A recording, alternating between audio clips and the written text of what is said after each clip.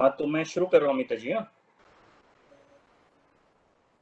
Sir, we'll wait for few more seconds. Maybe जी, बोलिए। we'll wait for few more seconds, sir. अच्छा अच्छा, अब मुझे बता दीजिएगा, ठीक है। बिल्कुल बिल्कुल. हाँ ठीक।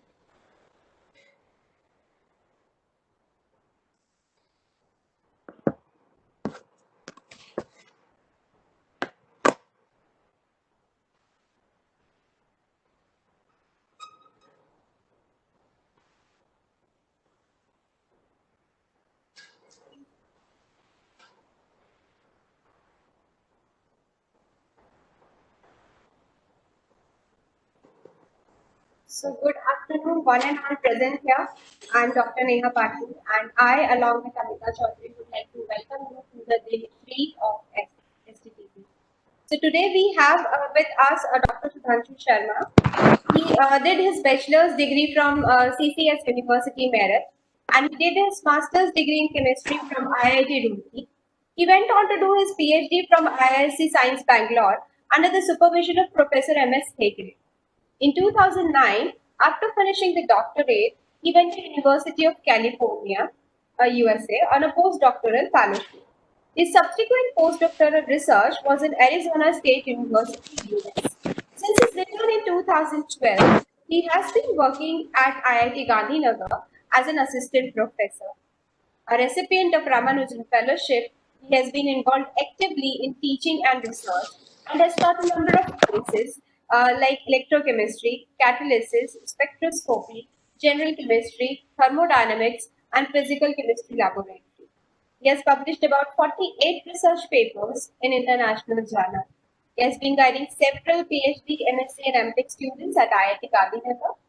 His basic training is in the area of catalytic materials, and his research interests include carbon dioxide reduction to fuel, methane activation, conducting metal oxides, oxygen storage materials, and hydrogen generation.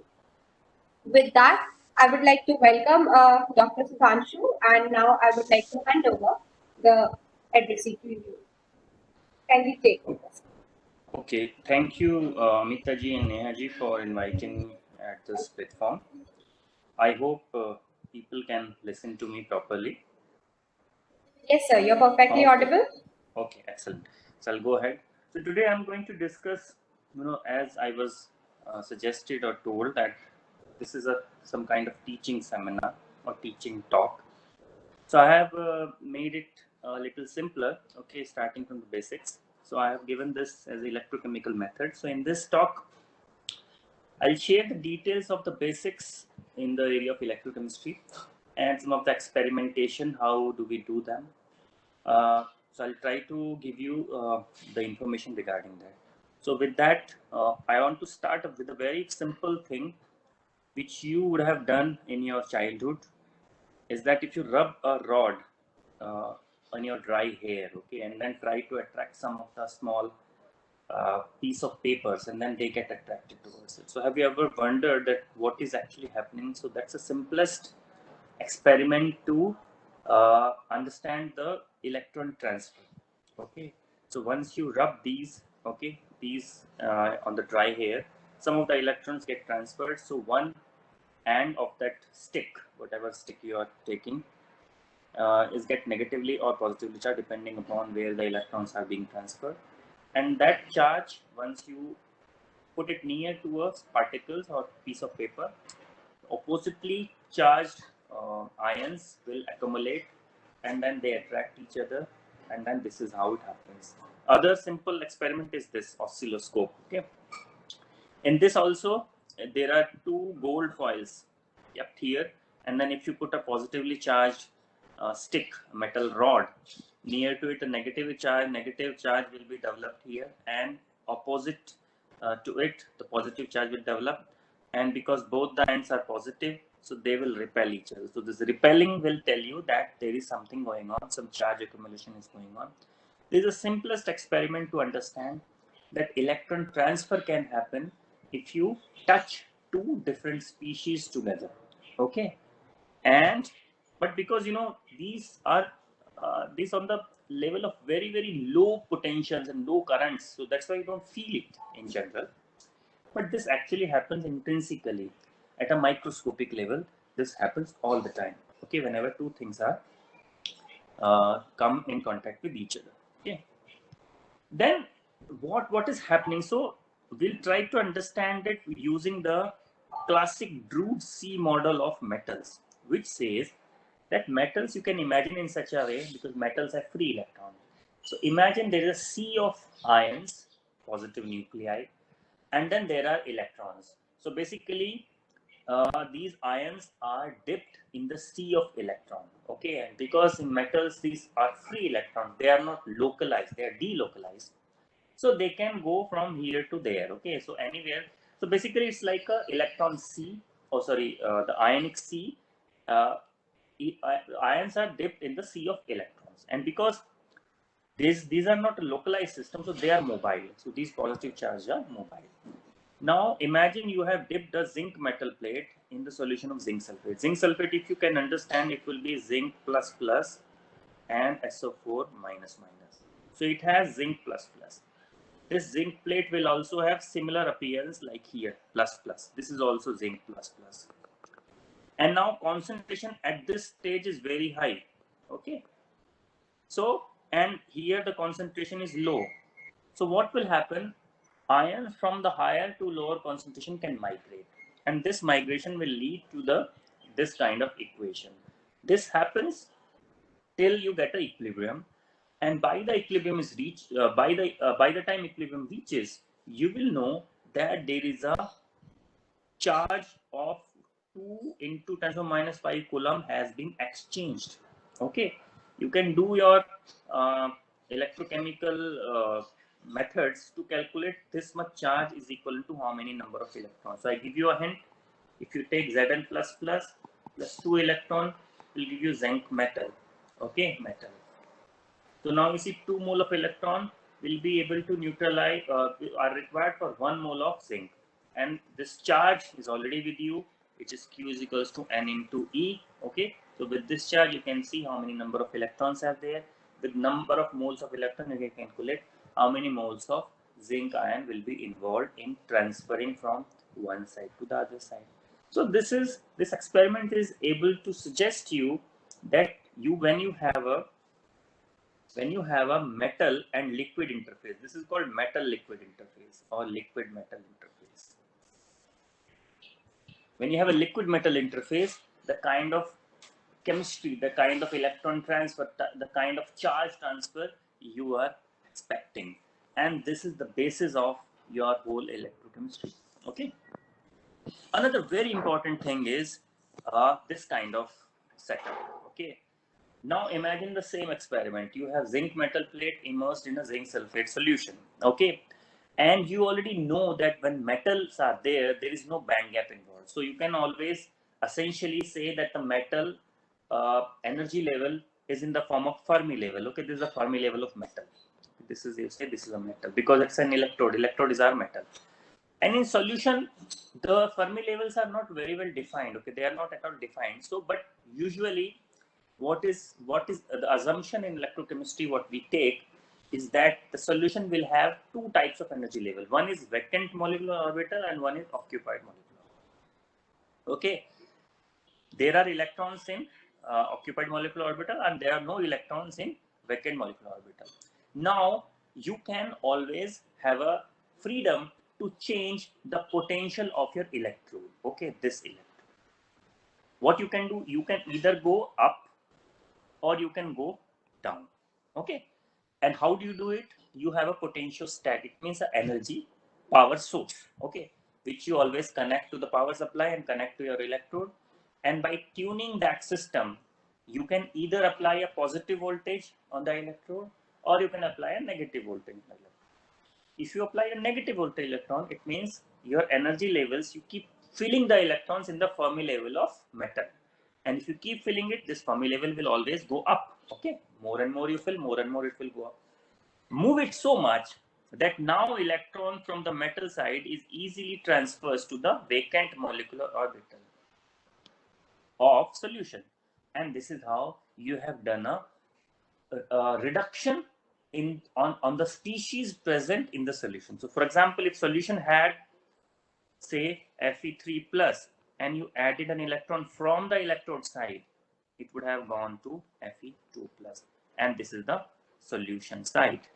This is also solution side, and this electron is coming from metal, and metal is under the influence of your energy supplier or power source which you are tuning. On the other hand, if you take out the electrons from the metal, so now what will happen? Your electrons, your Fermi level can go down.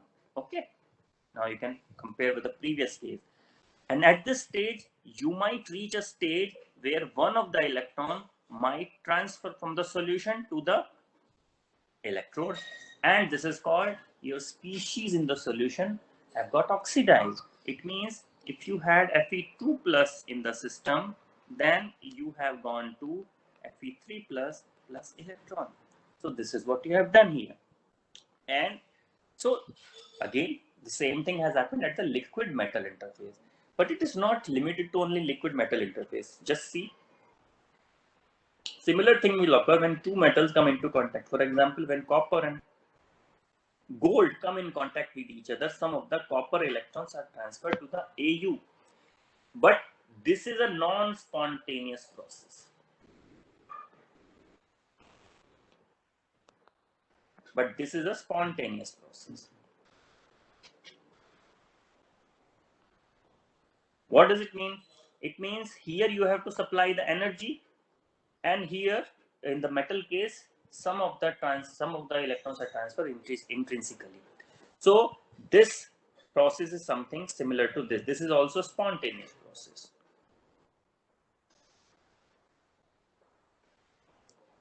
But in electrochemistry, we are not very much interested in the spontaneous process, because the level of charge transfer or level of potential development or the level of the electron transfer is very, very small, and it will not give you any information. So you want to make the kinetics faster, so you require higher kinetics so that you can understand the processes, and for that you have to have a power supply which is called potentiostat.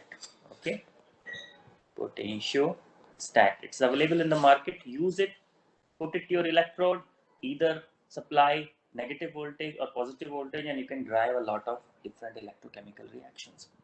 So here, so again coming back to this same thing, that once copper and gold come together, this electron transfer happens, charge develops, and this development of charge is also a function of temperature, and this is the same phenomena what has been used to develop thermocouples, okay, or called temperature sensors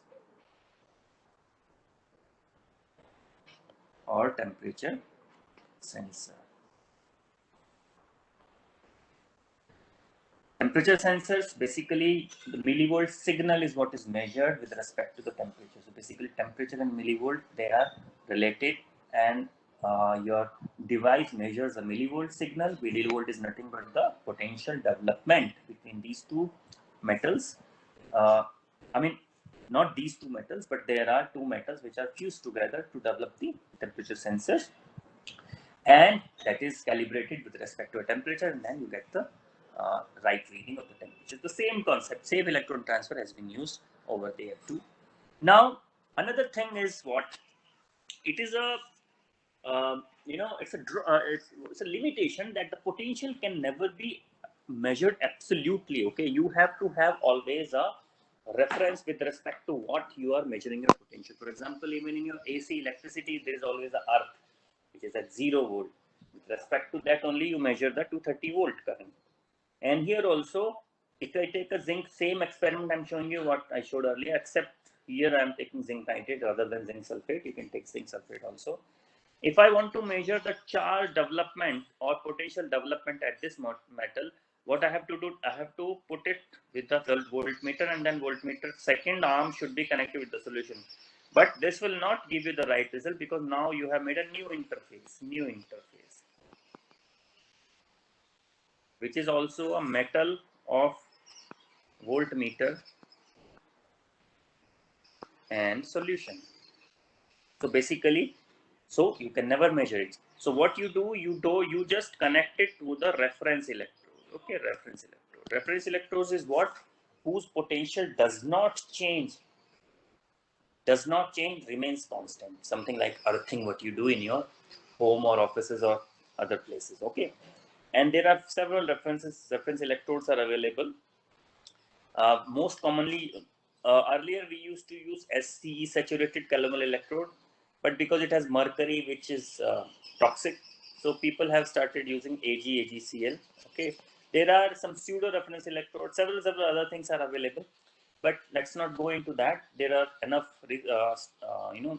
data available online. You can just look at that.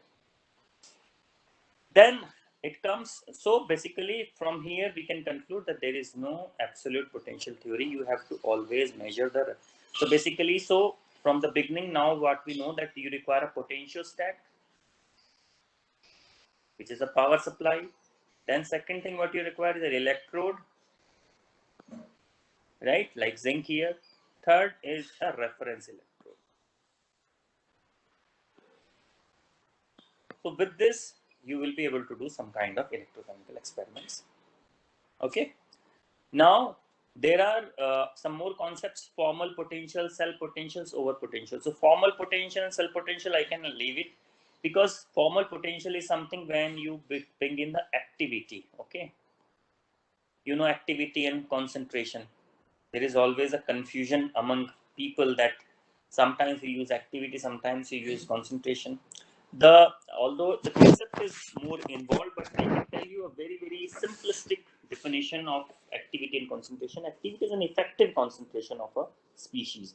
For example, if I dissolve zinc sulfate in a solution, so all the zinc ions will not be participating in your concentration measurement. If you apply a potential, it is not that all zinc ions will be able to participate in the reaction. So effective concentration is decreased. Effective concentration is something, not actual concentration. So that will be measurement, whatever ions are taking part in the solution is what you have to take into account in your calculation. That is your activity or the effective concentration. But anyway, we can leave it here. Notes are there with your Amita madam, so you can always look at those PDF files to understand it more. Over potential is something you will require very commonly in the electrochemical experiments.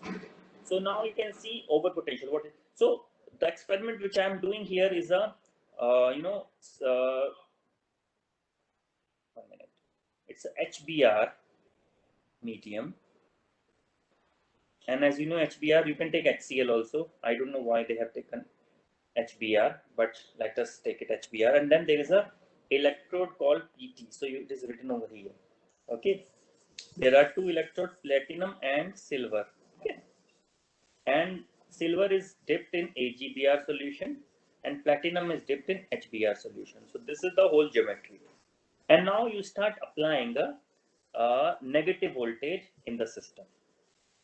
So in this, this experiment shows you that from here to here, you are starting from here, okay, and then start applying the voltage 0.50 and keep going to negative side. And if you go here, you are increasing the potential, and then from here to here you are going. So basically, if you start from 0.5, on the right hand side you are decreasing the potential, on the left hand side you are increasing the potential. So what actually you are doing, because it's an ecosystem, HBr is an ecosystem, so what will happen that on the positive side or oxidation side, and this is the oxidation and this is the reduction. So if you go towards the high potential side, it means you are doing oxidation. If you go towards the low potential side, you are doing a reduction. Okay. So what you are doing, you basically, because it's an acid side, so you have H2O giving you basically, so 2H2O, 4H plus O2 plus 4 electron. This is what it is happening. And on the reduction side, your 4H plus 4 electron will combine together to give you 2H2. So basically you should evolve hydrogen and oxygen gas. So once I'm doing this, so here my oxygen gas should come and here my hydrogen gas should come. Now imagine the standard potential for hydrogen is 0.0 volt. And now you can see at around 0 volt, you have started producing hydrogen on platinum. This is platinum. Okay. So which means that there is no over voltage. So basically, over voltage is what then? This is the additional potential beyond the thermodynamic potential. Beyond thermodynamic potential is your standard potential, okay, which is standard or which has been estimated under the standard condition, like 1 molar solution, 1 atmospheric pressure, 273 degrees Celsius. And here, because you did not have to provide extra voltage, it happens almost at zero. So there is no over voltage. But look at when you have a mercury electrode, okay, mercury, Hg. Hg was once upon a time a very, very popular electrode to use because mercury used to, there was no severe purification processes involved in getting the mercury. Mercury was easily available in pure form. So people used to use mercury. But mercury is a very bad electrode for hydrogen evolution. For example, now you can see here, compare it with the previous curve. Earlier you had started, see, whenever you see increase in current, it means some reaction is going on. Now you're seeing increase in current, this is the current, okay? It means your reaction of hydrogen is going on, but in this range, nothing is going on, okay? So I will come to this region again later, but at least you can understand in this region, nothing is going on. And whenever you start seeing some high and higher current, hydrogen or whatever reactions should happen there should happen. Okay, and if you go to on the other side, so because the current start increasing from here, so oxygen will start coming here, as I have told you. Okay. Similarly, once you take a mercury electrode, you can see current starts increasing at something around -1 volt. Here it was happening at 0 volt. So now you can see additional 1 volt you had to give.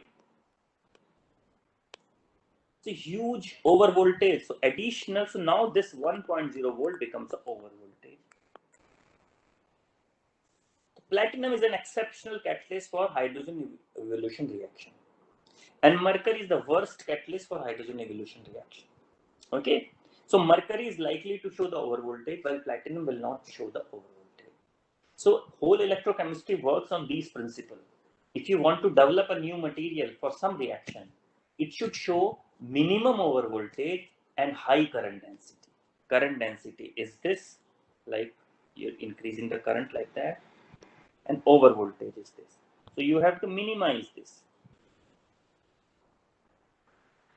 okay, and maximize this. This should be your goal whenever you develop a new material. Okay, anyway, I think you understood it.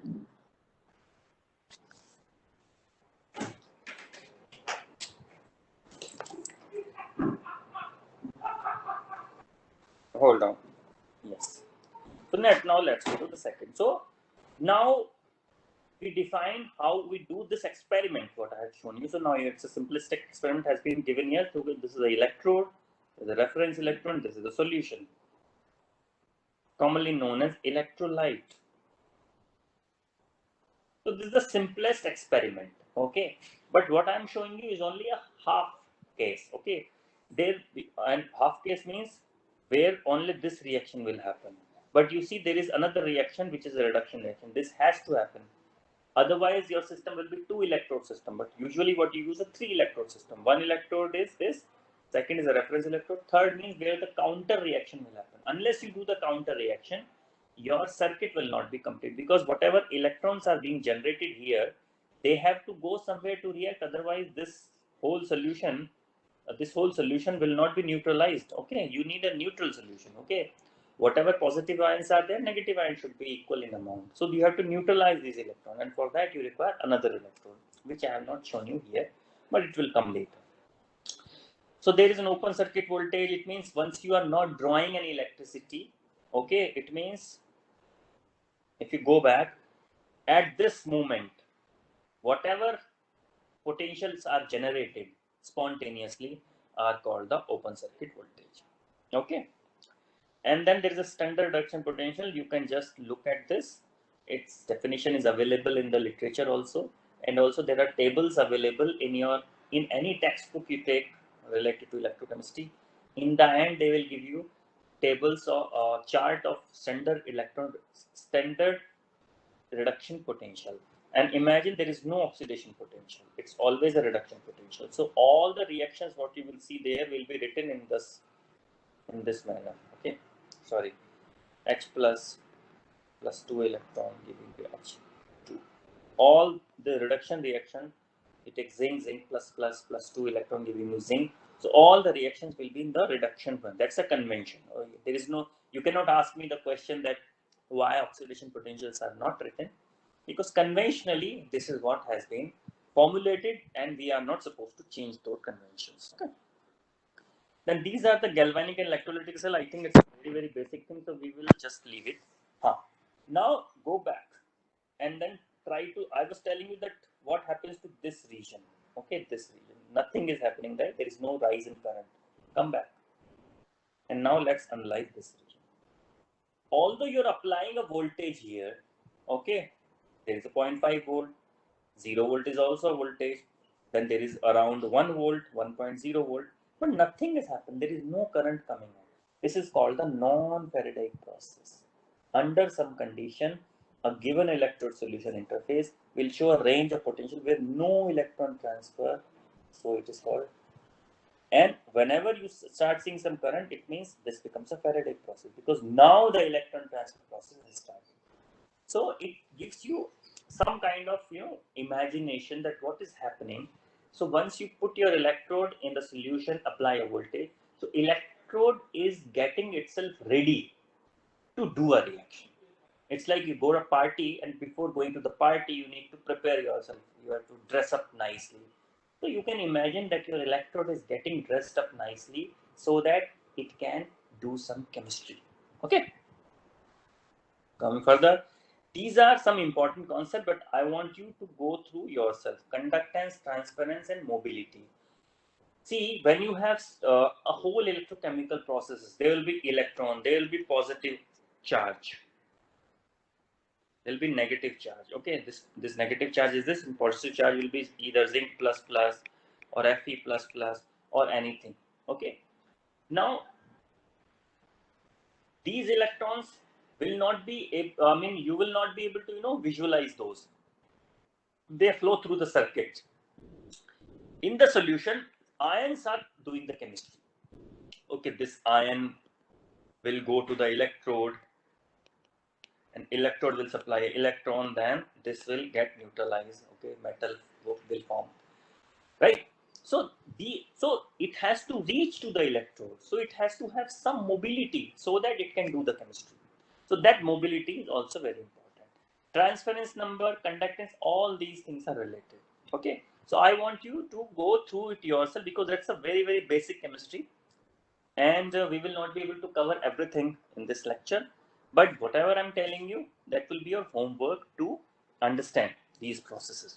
Okay, and so that, but these are the very basic knowledge you need to have. To do experiments, you don't need this understanding, but to understand processes you require. Okay, so I'm just now coming back to the electron transfer. So this is the very important process. I gave you some glimpses of the electron transfer in a very, very fundamental level. But if you go to the intrinsic level of what's actually happening, still there is a debate.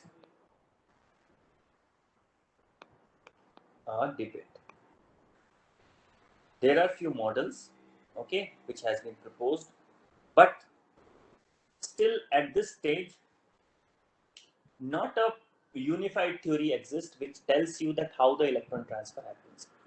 So it means what I'm trying to say, if your electrode is dipped in the solution, then you apply some positive or negative voltage and solution, and you are getting Fe plus plus to Fe 3 plus or opposite.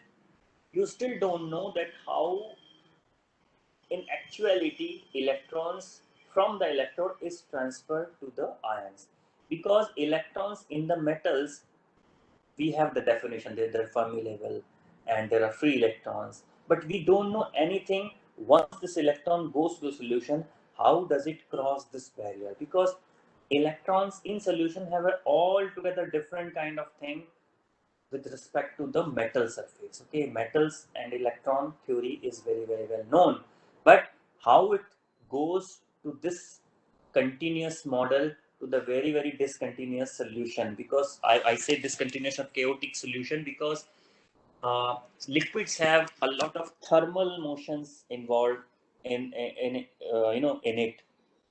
There are zinc ion is not just zinc ion sitting idle. It is in continuous motion. Okay, it is tumbling, it is rotating, is doing so many things. So it has to go to the electrode, do in the and it has to be in a right position to capture the electron. So all that theories are not well known. So electron transfer theory is a little complicated topic. Okay, but we can just understand that there are some electron transfer going on, and these electron transfer will also be a function of whether you are dealing with metal or semiconductors or insulator. Now you will be surprised at how insulator has been written over here, because these days major like lithium ion batteries, if you take an example, lithium ion batteries, the electrode which is used there is a lithium cobalt oxide. That's an insulator. So you have to do some chemistry with the insulator time also. So what you do is you mix some carbon there, make it more conducting. So electrochemistry can happen at metal surfaces, semiconductor and insulator. In books, majority of the time metals are the one which are used because they give you simplistic understanding of the electron transfer. So now I have written that whatever I have explained to you is written here. I'm just reading it to you. Electrons in the metallic electrode see the abrupt discontinuity in the environment as metal electrons have different way of electron movement. Due to the polarization fluctuation in the solution phase, there is always a probability of electron transfer. So we always see there is a probability. So the ions in the solution go to the electron surface and they change themselves in such a geometry that the electron transfer is possible. So it's a probability. So not all the time electron transfer will happen. So that is the reason why all the metal surfaces are not capable to give you the right chemistry. So you require a specific catalyst, specific material to do the chemistry. Okay. So all those things I'm just this is just for primary understanding I'm telling you. Okay, let's go forward. Okay. Yes. And just to give you one or two more important things in net current density, anodic and cathodic currents. I was telling you that usually your cell will look like this. Suppose these are your two electrodes and here is your reference electrode. Okay. This is your counter electrode, CE.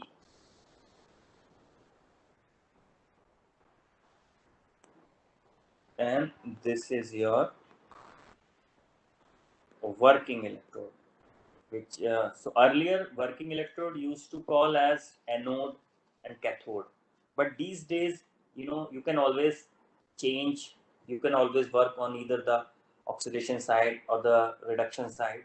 So now people have said that it is appropriate to call them as working electrode and a counter electrode. So I can always make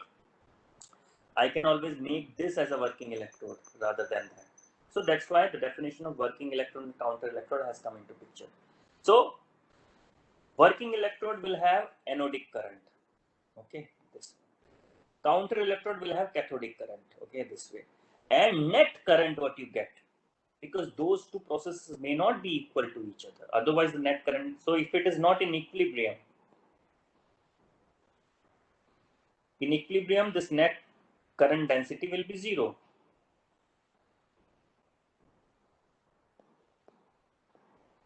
Okay. So at equilibrium, like you say, IA and IB are equal with the opposite signs. So net current density is 0 under the equilibrium condition. But before equilibrium has reached, you will have different IA and IB. IA means anodic current, IB means cathodic current, or you can say current at the working electrode, current at the counter electrode. And there is another very important part is I naught.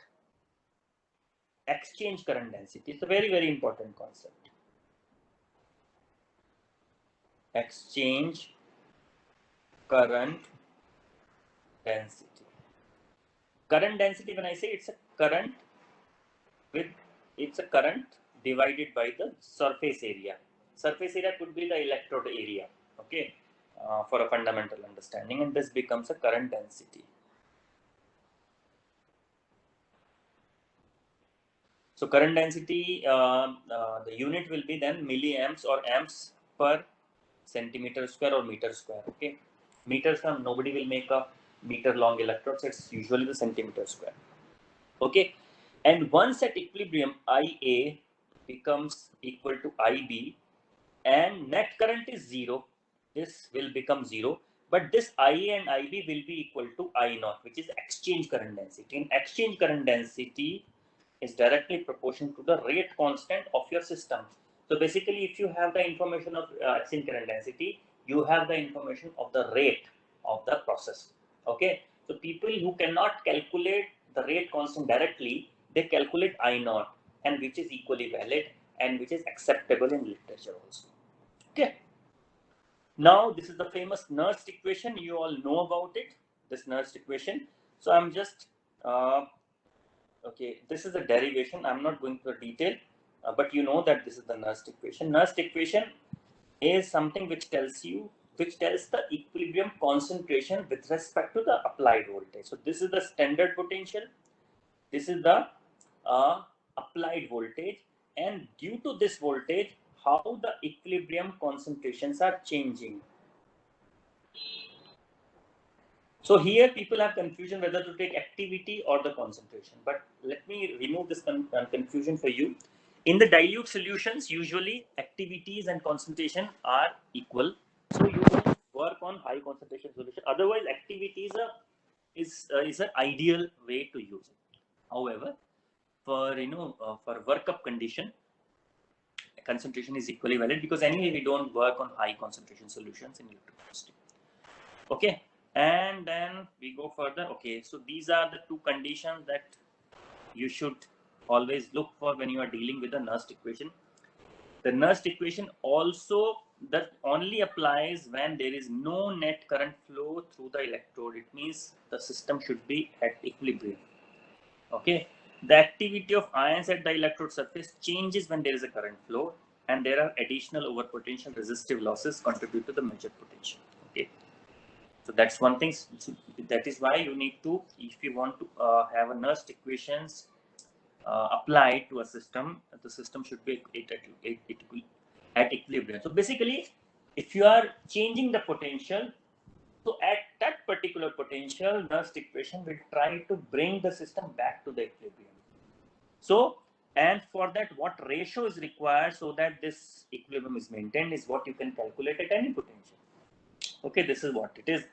And at very low concentration of potential, the potential predicted by the Nernst equation approaches to plus minus infinity, because it becomes zero, and log zero is minus infinity. If the concentrations approaches to zero, this becomes minus infinity, which is undefined, which is cannot be. So concentration should not be a very, very dilute. There should be some concentration in the system. Okay, so this is, I have already told you. Okay, now coming to a little advanced topic in electrochemistry, it's called kinetics. Okay, now you have already seen the activation, or what do you say? Not activation. I think it's a potential energy surfaces. So you know that for the exothermic reaction, you have seen there is a energy, and then there is a potential barrier, which is called activation barrier, and then there is a reactant, and there is a product, and this is the activation energy. Okay, and this is the reaction energy.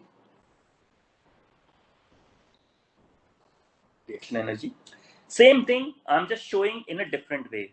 So you can see this is the reactant, this is the activation, and this is the reaction energy. These are the thermodynamics, and this is the kinetics. E is a kinetic factor. This energy is a thermodynamic factor, because this cannot be changed. It's an intrinsic property of a material. So these two are related. Okay, this kinetics and thermodynamics are in this way related. So, so this is what I want to say, and then essential of electron. Okay, next, now let's not go into the detail. So, thermodynamics is already there with you. Okay, all the delta G, delta H, same concept you bring in the electrochemistry, and that is there. But kinetics is something which is not easy to understand in these processes because electron transfer theory is not very well understood. So you require a theory, kinetic theory, which can give you some details about the rates of the process. Okay, and for that you require two things: effect of potential on the energy barrier and transfer coefficient. So this is the energy barrier. So far you have in your chemical engineering or in your earlier concepts, you know that this barrier can change by temperature. Okay, temperature effect on this barrier is known, but potential effect on this barrier is not known. So you required a theory in which potential effect on the barrier can be understood. And for that, there is another term which will be needed to you. It's a transfer coefficient. Okay, what is that? So once you have a condition which is equilibrium condition, so you imagine your metal. So what I'm trying to say, the reduction and oxidation reactions are happening equal on both the sides. And then you have metal, and metal is going to the metal oxide or this ionized state. Sodium is going to the ionized state. And once oxidation reduction both are same, it means, so now I'm actually trying to develop the theory in terms of potentials. Okay, so don't get confused, it's a metal, don't get confused with the temperature effect, it's a potential effect. So how we have to understand this, that once there is oxidation and reduction both are same, these energy levels will be at the same, this will be very symmetric. Okay, it's a symmetric. Okay, but the moment one of the process becomes dominating, for example, if oxidation is more, it means this oxidized state will be more stabilized. Now you can start breaking this symmetry. Okay, now you start stabilizing one state more or less in comparison to the other state. Once the reduction becomes higher, now this reduced state becomes more stabilized. So this is the way we define in electrochemistry the effect of potential on the energy barriers.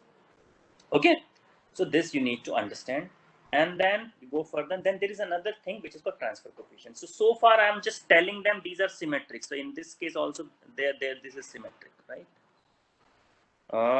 No, if you just pay attention to this,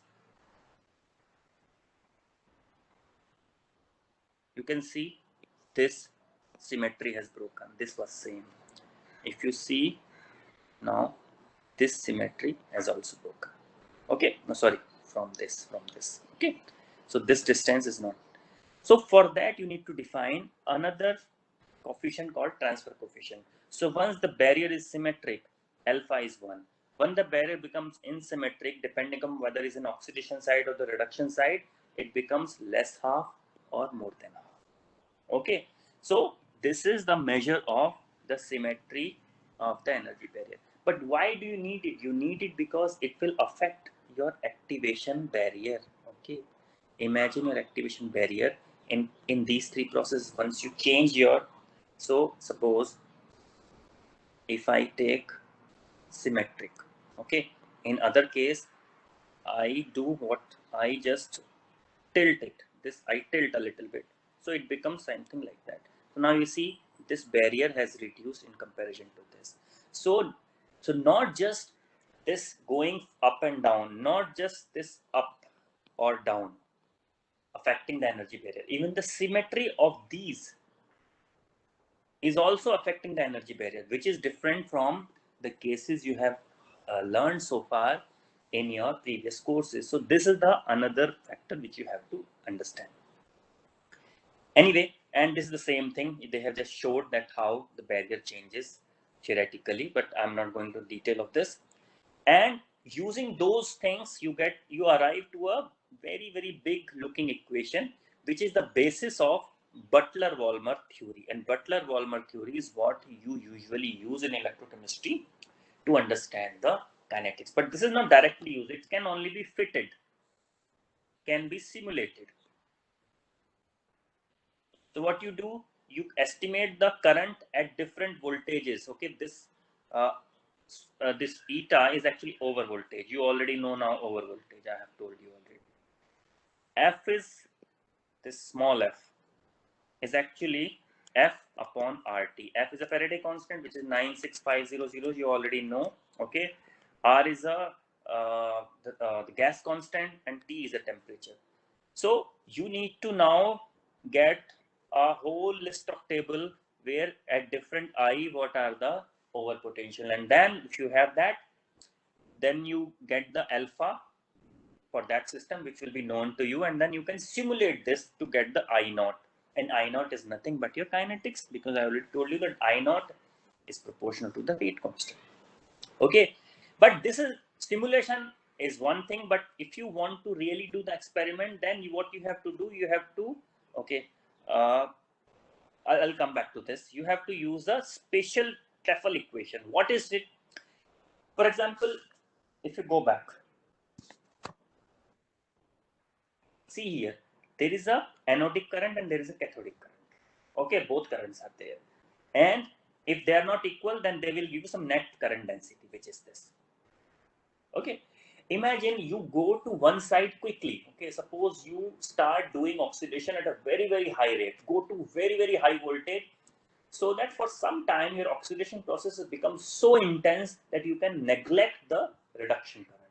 Or opposite, you go to the reduction side so much, then you ignore the oxidation current. And for that, when that happens, you will have only one kind of current. And now this is easy to plot, because if you plot it in the log term, it will be more or less if you plot log I versus over potential, you can see if you take this log I versus over potential, it's just a straight line, and its slope will give you all sorts of information. Okay, alpha will be known to you, F will be known to you, and this, if you just extend this region to the log I, it will give you an exchange current density, which is nothing but the kinetics of your system. This is what you want to know. Okay, so this is how experimentally we do all the time.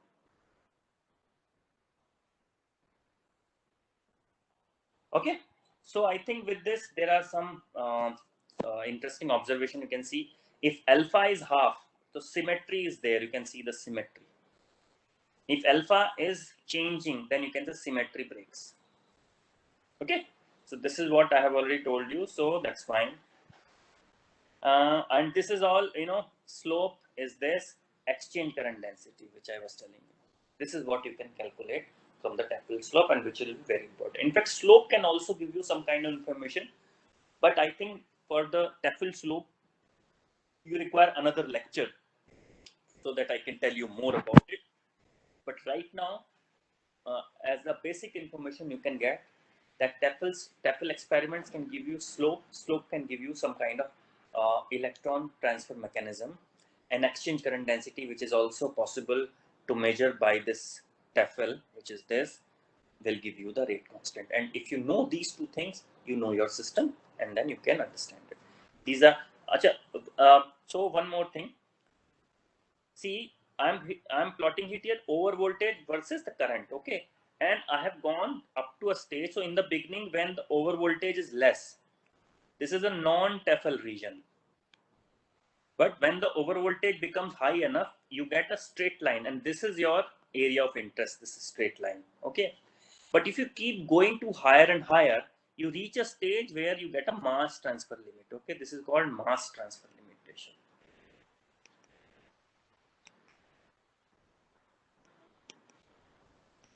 So mass transfer limitation, I assume that you may be knowing about it, but if you don't know, I can quickly explain to you. Suppose this is the electrode, and in the beginning there is some mass here. Mass means the species which you want to oxidize or reduce. Suddenly, suppose this species is oxidized. Now more species has to come from the bulk to the surface, and this is the limitation. Okay, if it doesn't come, then current will not come. So it becomes a limiting factor in your system. So what is happening? You have gone to a stage where mass is being consumed so fast that it is not getting enough.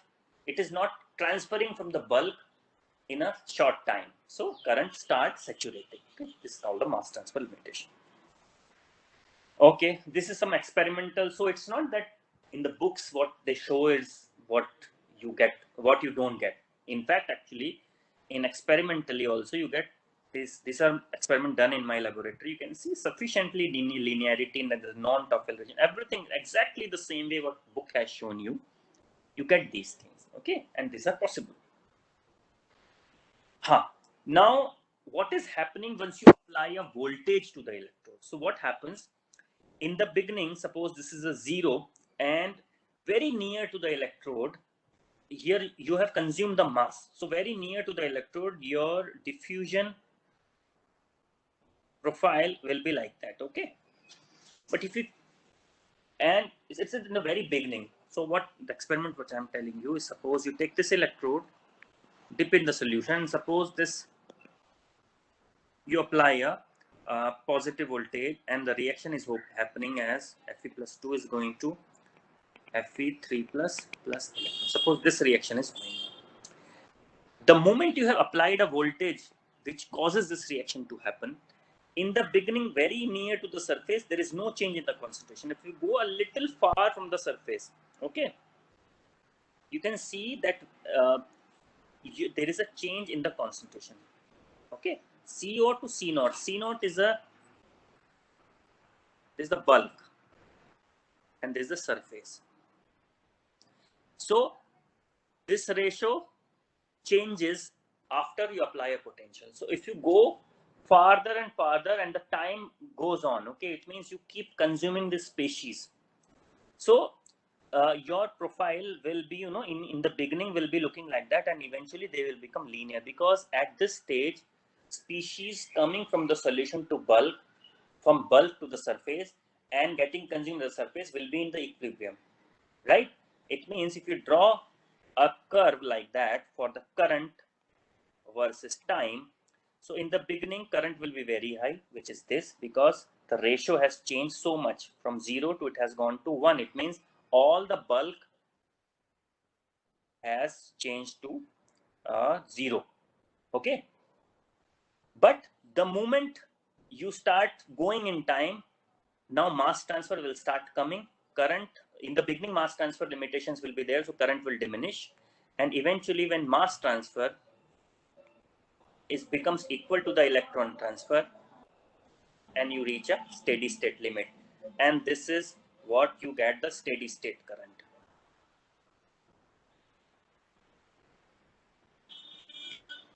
Okay, so these are the diffusion layer. Diffusion layer means the layers which are very near forming on this surface, how this layer is behaving. Immediate to the electrode surface, there is a diffusion layer which has this species getting consumed, and with time how it is changing is what is shown here. Okay, I think now you can see this is the same curve I have just written to you, and this is governed by the Krotel equation. Okay, and the diffusion is followed by the fixed second law.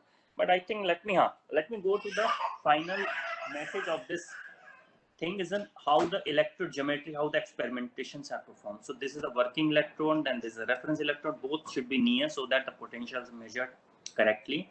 This is the counter electrode. Usually there is a separation between these two by a membrane, but even if the separation is not there, people do the experiment.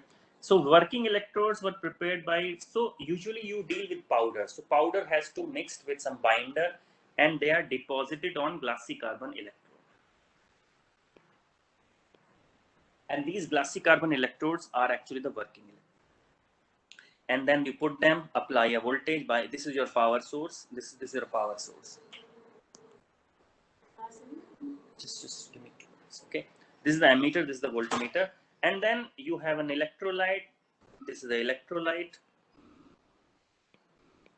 and there is an active species, which is, I have been telling you, Fe2 or Fe3, you can take anything, okay? So this is the whole setup of doing the experiment, and in reality it looks like this, you can see, and this is a CH instrument, and you can see this is the kind of study we do. This is a dynamic state, potential you apply and current you measure. Okay. and these are the main techniques what we use in our system is a amperometry, chronopotentiometry, and cyclic voltammetry. These three are very basic techniques. So now you can see what cyclic voltammetry is. You start, so this is the dynamic technique, and these are the static technique. What does it mean? In dynamic technique, you do not sit at a particular potential. It's like an isothermal study. You have to sit at a particular temperature. So that's called static. Here, static techniques are these: amperometry or potentiometry, in which either you apply a fixed potential, or you apply a fixed current, and then measure the opposite thing. And otherwise, generally, the cyclic voltammetry is the most commonly used technique in the chemistry, in which you apply a voltage dynamically. Okay, you change the voltage with respect to time, and then the current is monitored. And this is the oxidation wave, this is the reduction wave. So you can understand how your system behaves in terms of potential, or in terms of positive or the negative potential. I think there are more, but I'll have to stop it here. Okay, because 1 hour time is over. So I'm stopping here, and I'll be happy to take any question if you have. Thank you. Amita ji, I'm done. Sir. Okay, so if you have any query, you can ask, and later on can give thanks. So before that, Dr. Sharma, on behalf of all the participants and organizing committee, I would like to express my paramount gratitude to you for your talk on electrochemical methods.